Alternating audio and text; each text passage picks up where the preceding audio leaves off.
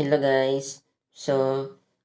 Welcome again to my YouTube channel. So guys, bago natin simulan yung tutorial, make sure nakasubscribe ka, click the notification bell para updated sa mga tutorial natin. Guys, sabi guys, magandang umaga, magandang tanghali, magandang hapon, magandang gabi, kung anong oras mo ito na panood itong video to.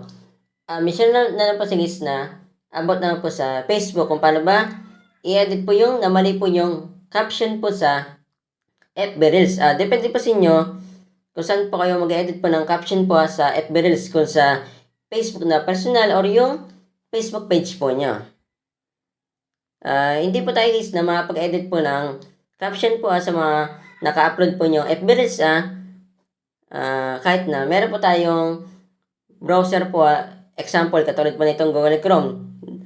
May Facebook po dyan. Hindi po tayo dyan na mapag-edit po.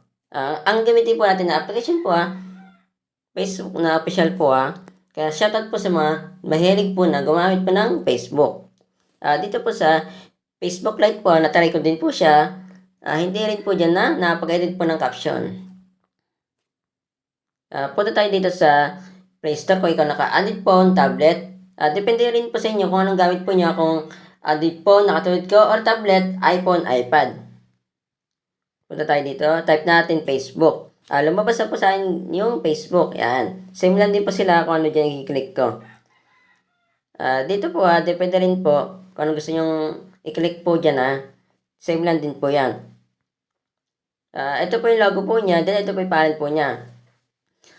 Dito naman po kung matagal nyo na po na-install po yung isang application po, tulad po nitong Facebook, once na meron po siya update po, nasa inyo po yan kung i-update po nyo or hindi. Kung nagtitipid kayo sa storage po, suggest ko po sa inyo, kahit na huwag nyo na pong i-update po yung itong Facebook na official po, kasi nga po na testing ko po siya sa isang cellphone ko po, hindi po naka-update po, nakapag-edit po ako ng ng caption po. Kung kaka-install nyo lang naman po siya guys, itong application na Facebook, once na meron po siya update po, naka-auto-update po siya kahit na anong application guys, once na meron po update po, kung ikaw man naka-iPhone, iPad, punta na po kayo sa App Store po. Ito po yung logo po niya, then ito po yung pangalan po niya. Kung matagal nyo na po siya na-install po, yung gaya nga nasabi ko sa inyo, sa Android phone, tablet, nasa inyo po yan kung i-update po nyo or hindi. Kung ka-install nyo lang po ng Facebook na official po, kasi nga po ang ginagamit niya po niya madalas Chrome, yung mga browser, or yung FB Lite. Depende po sa inyo ano yung ginagamit po nyo dyan. But mag-install pa lang kayo ng Facebook na official po. Sa Facebook na official po, once na kaka-install nyo lang po, kahit anong application po, same lang din po sila sa Android phone, tablet po, naka-auto-update po siya once na meron pong update po.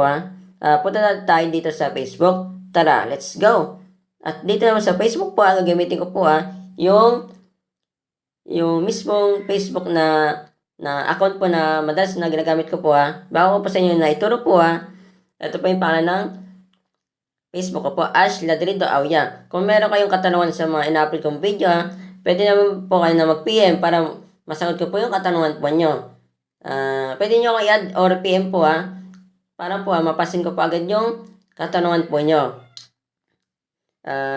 Kung meron naman kayo gusto na ipagawa po na tutorial po, yung kaya ko pong request yung tutorial po, pwede nyo naman po sa akin na i-PM. Pwede nyo rin ako i-add para mas mapansin ko po. So, suggest ko po sa inyo i-PM po nyo at saka yung add po nyo para po mas mapansin ko po siya. Nag-accept naman po. Basta meron po kayong PM sa akin dito po di ba, punta tayo dito sa upload po natin. Kasi nga po meron po upload guys Di ba guys, dati hindi po tayo nakapag-edit. Pag kinilig po natin yan, itong tatlong tuldok, hindi po tayo dyan na makapag-edit. Sinishare ko po ito kasi nga po trending na po yung FB Reels, kasi pwede na po tayo dyan na kumita. Ayun nakita nyo naman po, wala po dyan yan. Kailangan po natin na i-click po ito. Kasi kanina po kaka-upload ko lang po itong video na ito, itong video na ito, alas 6 po naka ilang beses po ako na ulit po kasi nga po nagkakamali po ako dito sa caption. Ang gagawin nyo po dyan sayang naman po kung buburay po natin yung video para lang po sa caption. Marami na po yung nag-like or nag-comment.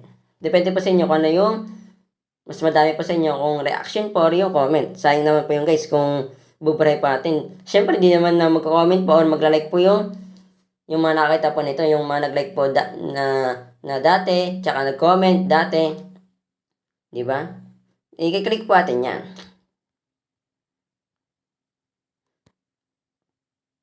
Yan, di ba? Diyan, nakita nyo, nandito na tayo sa mismong video.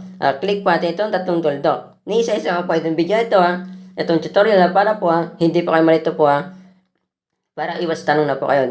Click natin yung tatlong tuldok. Ayun guys, nakita po nyo dyan meron na po nakalagay na edit reel. Click po natin yan. Ayun guys, di ba? Pwede na po kayo magpag-edit po dyan. Then, save nyo na po. Yan.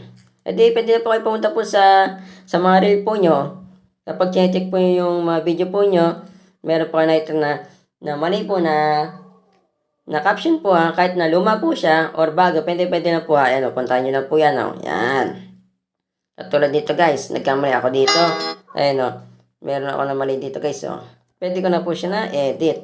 Edit natin, pakita ko sa inyo, babaguhin natin. Tignan ko lang. Pause ko itong video ito kasi meron mali dito guys Ayun guys, nagkamali po ako dito. Lagay natin ay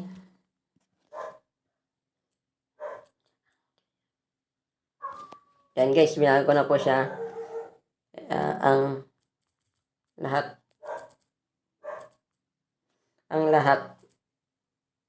Yan, babagay natin yan guys. Yan. Then, save na po natin. Ayun na po yung binago ko po isa. Ang lahat ay nilikha ng Diyos. Yan. Save natin. Ayun na guys, di ba nabago po siya.